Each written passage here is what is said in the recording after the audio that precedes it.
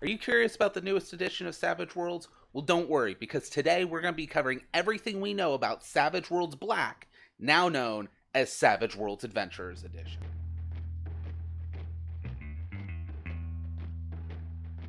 Hey guys, Bobby here with the GM's Table, and as I said, we're going to be covering the newest edition of Savage Worlds. When this video comes out, the Kickstarter will be starting tomorrow. Alright, I will actually be editing the, doobly-doo down there the very next day to add the link to the Kickstarter. But for now, we're just covering everything we know, and as of September 11th till today, we've been getting flooded with information. Now, the first thing you're probably going to notice is I mentioned Savage Worlds Adventurers Edition. If you haven't been following all the updates and everything, you may just know Savage Worlds has a new edition. You may have heard Savage Worlds Black.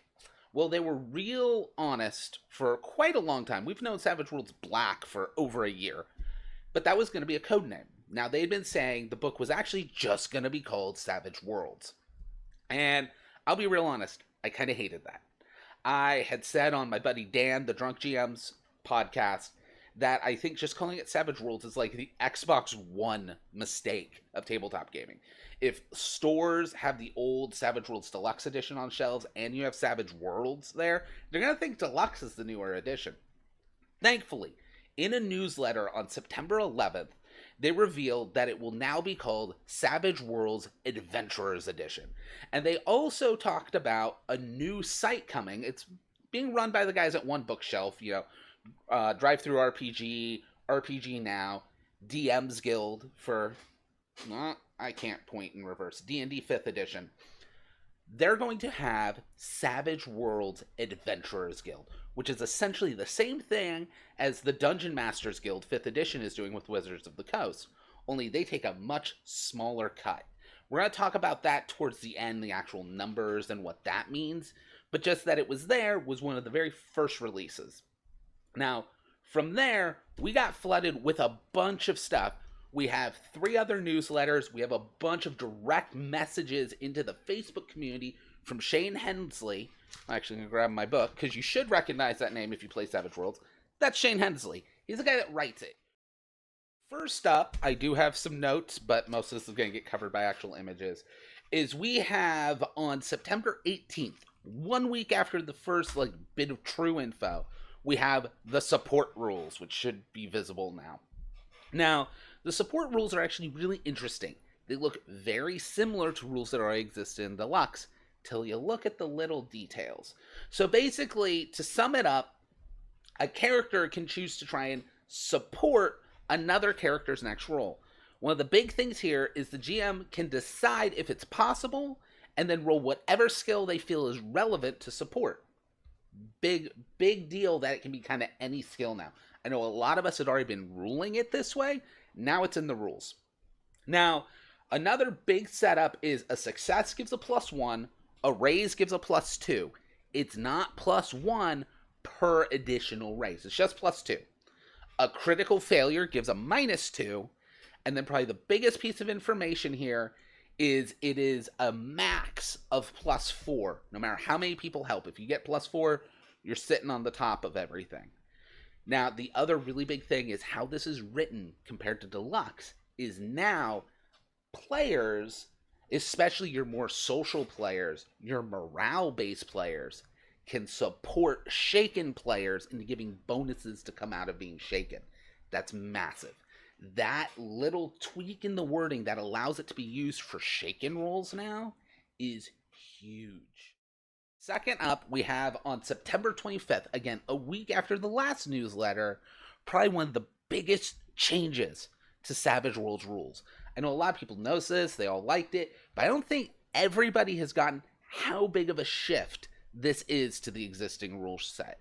So this is the test rules. So what happened was they said when Savage Flash Gordon came out, we were going to get a preview of their new way they're going to be handling tricks and tests of wills. Well, in the newest edition, they're actually changing it even further and just making it tests. This is going to encompass tricks and tests of wills. It's huge. This seems very small, but it's big. First of all, similar to Flash Gordon, you can use any skill you want to try and perform a test on an opponent. Now, within the rules, the player also gets to choose if they become distracted or vulnerable. If you're not familiar with those were also previewed in Flash Gore, and I'm going to talk a little bit about those towards the end. The biggest thing, though, is how a target resists a test is the attribute that is linked to that skill. This is massive. I'm going to talk about this even more in a bit. I know I keep saying in a bit, but just like with everything that's ever existed in Savage Worlds, things are intertwined. And this part is massive because this now means the attribute that is linked to a skill isn't just the attribute that determines how easy it is for a skill to be learned, but it's also the defensive role against tests of that skill. It's going to matter massively. So for our third piece of info we got about the newest edition, we're finally going over to Facebook, the official Facebook group of Savage Worlds, where Shane started giving us some announcements. And one of the big ones he did was the confirmation, basically, that they're going to be using the Flash Gordon rules for grappling, which is kind of a big deal because now you grapple an opponent using athletics, not fighting. That's really the only big deal here. It also discusses the entangled rules as well as all of that stuff, which, as they've talked about, is kind of new conditions, but mainly they're using those distracted and vulnerable rules, but it has a few extra rules because you can't move. You're tangled up. Pretty simple, pretty straightforward. This also gives us the rules for breaking free. Not too much has changed here other than athletics. If you haven't been following Flash Gordon, you'll notice athletics instead of fighting. That's really the only difference. But at the same time, it snuck in something. Athletics is sticking around. And I'm actually going to lump this in with one that I was going to do separately. But a few days later, in fact, when did he explain? Yeah. So on the 26th, he talked about grappling. On the 27th, he explained athletics. And athletics is an agility skill. And this is one where I really actually wanted to discuss those tests, because a lot of people have been coming in, and I know there's a debate of should strength be for athletics or should agility be for athletics. Now, Shane was very honest. Strength being for athletics makes the most sense for balancing attributes to the skills, like so strength gets a skill. But how athletics is working in game, it doesn't. I'm going to be real honest here, and this is going to annoy some people. First of all, everybody who's like points out and they go, well, athletics needs to be strength, because what about deadlift and lifting stuff? That's never been an athletics check. That's always been a pure strength check anyways. Athletics in Savage Worlds is hand-eye coordination. It's muscle memory. It's movement and how you move and how you know how to move. It's the actual training, not the brute things behind it. It being tied to agility works just as well as strength or vigor. But what sealed it for me, and I'm going to be honest, I was one of those that was really hesitant about it being agility because I felt it made agility too powerful and blah, blah, blah. I get it. Trust me, I get it.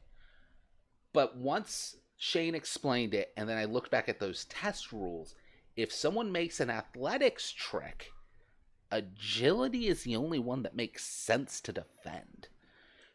Using strength to defend someone flipping around you doesn't work. Using vigor to defend someone trying to trip you doesn't work. Now, in this reveal, they also said there's going to be a new edge.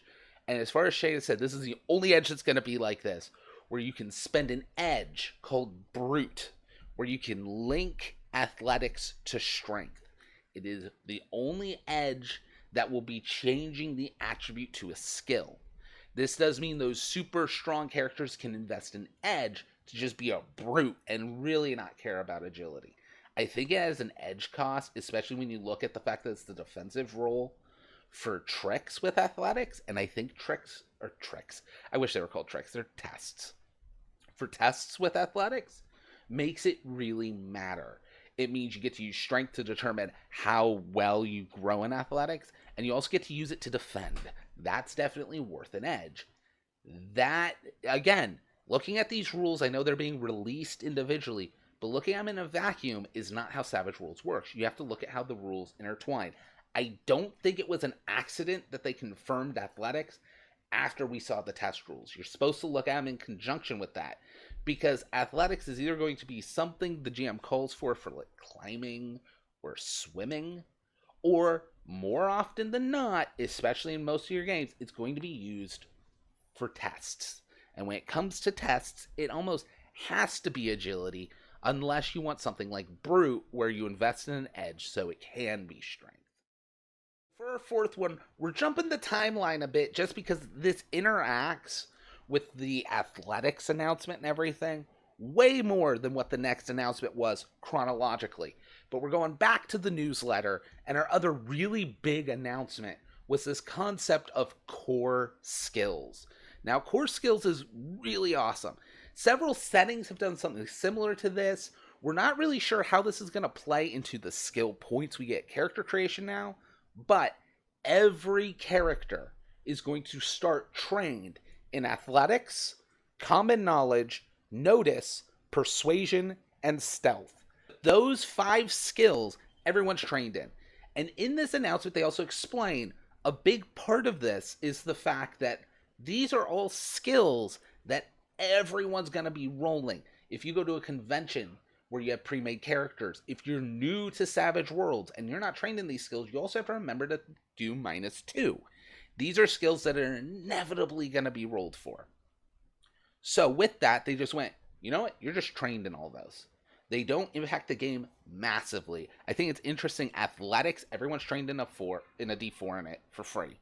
So everyone's going to be somewhat capable physically. Another big kind of sleeper announcement, and they did put it in brackets, common knowledge is a skill now. I actually love that, because remembering common knowledge as a smarts roll was already something to remember. Remembering that it's a -2, it's a smarts at -2, was that actually another piece of info to remember. Smarts -2 is not one piece of information, it's 2 things to hold in your head. Making it a skill, making it something you can look, where the GM goes, make a common knowledge roll, and you just look down, find common knowledge, and roll, works. It also means you can have characters who are just kind of like, they know a bit about everything without having to do a lot of fiddly. Just give them a really good common knowledge roll. I love that concept. But with this really matters, because this goes hand in hand with that announcement of athletics, because athletics is going to cover climbing and swimming, as well as how you grapple and all of that stuff. But climbing and swimming used to be their own skills. Now, in this, I dug for it. I can't re-find the comment, which is fine. It was on a completely side post, but someone had asked, does this mean can't swim will be a hindrance? And Shane confirmed, can't swim is going to be a hindrance. I actually love this. Not just because you can have athletic characters who can't swim, but if you're playing in like a fantasy game where in the lore dwarves just can't swim, you can just make things like can't swim a racial hindrance. We don't know exactly how many of these kind of hindrances where it's just can't do X is a thing, but I love that. You could have oblivious be a hindrance now, and the big thing is they don't get trained in notice. It might even be they don't get trained and they can't raise notice ever, because you're basically buying off the hindrance at that point. That is awesome. That gives a lot more versatility in how hindrances can work. It gives a lot, and when you say hindrance, you're like, oh, what's the big deal? It gives a lot more versatility in how you can flavor races in settings. It gives a lot more evocative feelings of things that normally the players would have to go, well, yes, I get it. And you could still do it in older Savage Worlds editions, but the players had to be on board and choose that with their skill points and try and have the skill list reflect that, rather than have this new baseline that hindrances can reflect that. And I actually really like that. Again, same math in a different place, but it really lets you shift things up and shift how people see a character on paper and quickly get what that all means. Our fifth announcement, this is another one of those where they kind of set it on Facebook. And this one, we are going to have a comment that's going to help clarify some stuff as well. But they've changed the suppressive fire rules. And this is huge, in my opinion. First of all, you can suppressive fire with a rate of fire of 1. Why does this matter? Well, it does say anything that can be fired rapidly. But this means the argument of now an archer can just spray 3 arrows, because it's whatever your rate of fire bullets will be, or ammo will be, times 3. That's huge. I love that an archer can now just kind of like blindly rain arrows and do the same effect. They've shifted how suppressive fire works. It does get a little more complicated now when you look at it until you look at other rules. Again, a lot more of the weaving of the rules. But it's a medium burst template. It's now, if you succeed, the target's distracted. I love the distracted condition, so I'm totally fine with that. And a raise means they're actually hit. You'll never get raise damage. Now, the other big thing here is that while a raise means they're hit, you can only hit a number of targets equal to your shots. I'm literally done. Yeah, maximum casualty. An attack can only cause damage to a number of targets equal to the weapon's rate of fire. This is actually huge because rate of fire and how many bullets they use is not the same. Just like it said, the amount of ammo you use will be the ammo based on rate of fire times 3. And then their example got a lot of us really confused because rate of fire 3 was 10 bullets.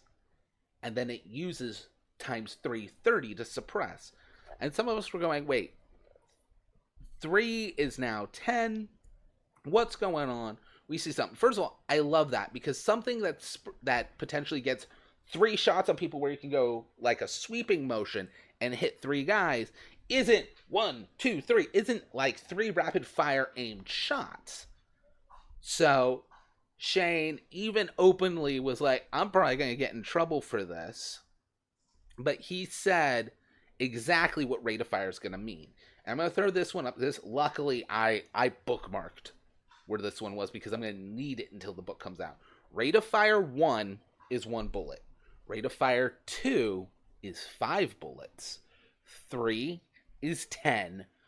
4 is 20 bullets. And rate of fire 5 is 40. Just spraying the field with bullets. It goes 1 to 5, okay, and then doubles for each one after. The progression actually makes a lot of sense. It really works. And I love this. This, for those who are actually keeping track of ammo, it works great. Don't save. There we go. I am kind of in love with these new rate of fire rules. It also means, for those doing cinematic ammo, which I think even more of us are going to do now, it actually is far more evocative of the cinematic style of Savage Worlds, where if you have a minigun with rate of fire 5, unless you went full auto, you were only firing 5 bullets? That makes no sense. No. Rate of fire 5, you're unloading 40 bullets, and it gets 5 attacks. I love it. I really do. I love that Shane took the time to go into someone's comment and went, you know what? No, here. This is straight out. This is what it is. We know it was just kind of being hinted at. Here's the extra rule. So with that, all we have left now is to go into the little bits and pieces, though I'm checking my notes, and sadly, I actually covered some of them. Can't swim will be covered. Did that. Now, they have said I may add this. There may be a cut right here. All right, so as I guess, we got one last newsletter that revealed what they're saying is the last of the sneak peeks before Adventurers Edition. We were expecting Charisma. We got Charisma and multi-actions. So, first of all, Charisma in the new edition, it's gone. There is no just flat Charisma score. Instead, what they're going to be doing is there's going to be edges that are going to give +1 or +2 to specific tasks, specific skills. So, attractive will give you a bonus to persuasion. I was actually talking with my buddy Mike about this, and we prefer this because there's this issue that some settings have edges that let you take your negative charisma and turn it into a bonus to intimidate. Because the really charming guy automatically being good at intimidate, already kind of weird. The ugly, gruff, scarred dude not being better at intimidate, weird. There's an edge that can flip it.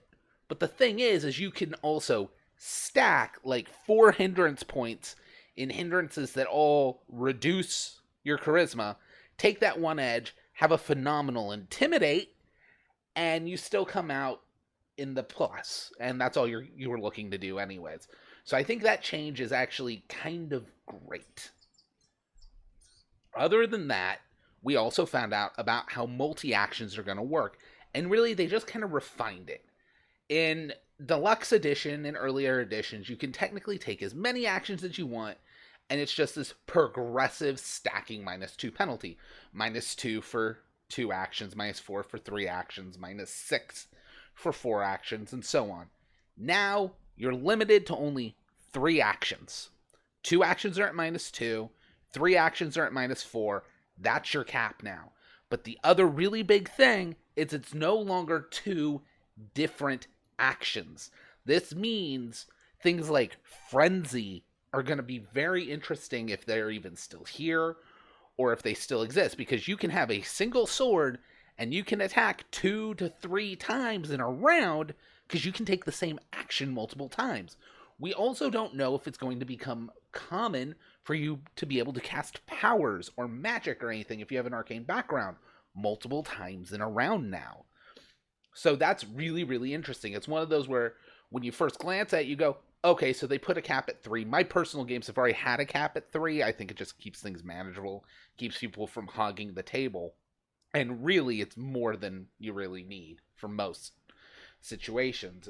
Again, talking to Mike, because that's who I was talking to when this whole thing blew up, the only thing he could think of was a player he's had who had an edge that let him cast Smite without a multi-action penalty, and he might run and also draw a weapon and attack, which would be 4 actions. But then we're talking about, well, running might change in the new edition. Smite technically had no multi-action penalty, so are things like that going to now be you get a free action, or you get to do it as part of a combination action? I'm real interested to see how Two-Fisted works. If Two-Fisted's 1/2, you get to hit with both hands as one action, which means a Two-Fisted character could attack up to 6 times, theoretically. We don't know. All we know right now is it's 3 actions, and those actions can be the same action repeated. I really love this. It tones down a ton once you think about the fact that a lot of those bonuses or penalties to parry and things like that are now distracted and vulnerable. And as far as we know, those statuses don't stack. Either a character's distracted or they aren't. They're not double distracted. Either they're vulnerable or they aren't. They're not double vulnerable. Things like that. Anyways, that's the last squeezed in update. Gonna cut back to the normal video. And then the other thing is they said there'll be new edges for Taunt and Intimidate to make them worthwhile. Because now that every skill can be used in a test, the big thing in Deluxe was Taunt and Intimidate were the only skills that you could do a test of wills with. You took them to do that specific maneuver. Now anyone can do a test, so why have them? I'm still iffy about this one, because by saying, well, there's going to be edges that will make them more worth it, it means you have to invest more. Now, if it's something where it lets you do group tests, we've seen that in Deadlands a little bit, I could be down for that. You have to be trained in either Taunting or Intimidate to do groups of mooks at the same time. That's fine, and honestly, that's worth the double investment to me. But other than that, we might have some more interrogation rules, which will make Taunt and Intimidate, blah, blah, blah. The other thing, by saying that, means we know Taunt and Intimidate, or something of it, they may be combined. We don't know. But as far as he said to make those skills more enticing means, as far as we can infer, those skills are still in the game. Anyways, that is everything so far. I may have edited in a thing about charisma because tomorrow, when you're watching this, the Kickstarter is going to launch. And as you guys know with Pinnacle, or if you don't know, if you're pretty new to Pinnacle, Pinnacle doesn't go to Kickstarter until the book's basically done. We're going to be getting a PDF within a week to a month after the Kickstarter's done. The print versions, yeah, they're going to take a while. They got to print them, they got to ship them, blah, blah, blah. Stretch goals may need to get done. We have no idea what the stretch goals are for this one. But the core rules are basically finished now. Now they're just leaking stuff. So with that, I will catch you guys next time. Bye!